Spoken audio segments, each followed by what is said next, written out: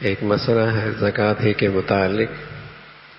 جب آدمی صاحب نصاب ہو، یعنی اس کے پاس 52.5 تولہ چاندی ہو، یا اس کی قیمت ہو، یا اتنا سونا ہو، یا اتنا تجارت کا سامان ہو، اور سال گزرے تو اس پہ زکوٰۃ فرض ہے.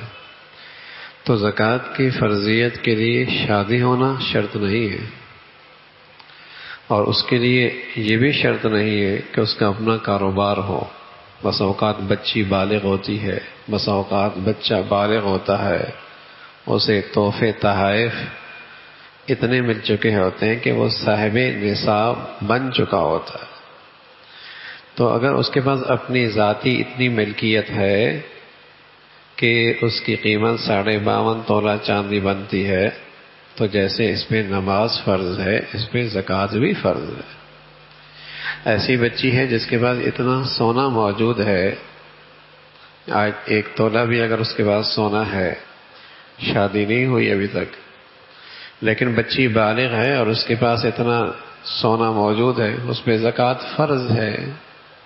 ایسا نہیں کہ گھر کے ایک فرد پر ہی زکوٰۃ فرض ہوتی ہے. ابا ہے تو بس اس پہ زکوٰۃ فرض ہے، اماں ہے تو صرف اس پہ زکوٰۃ فرض ہے.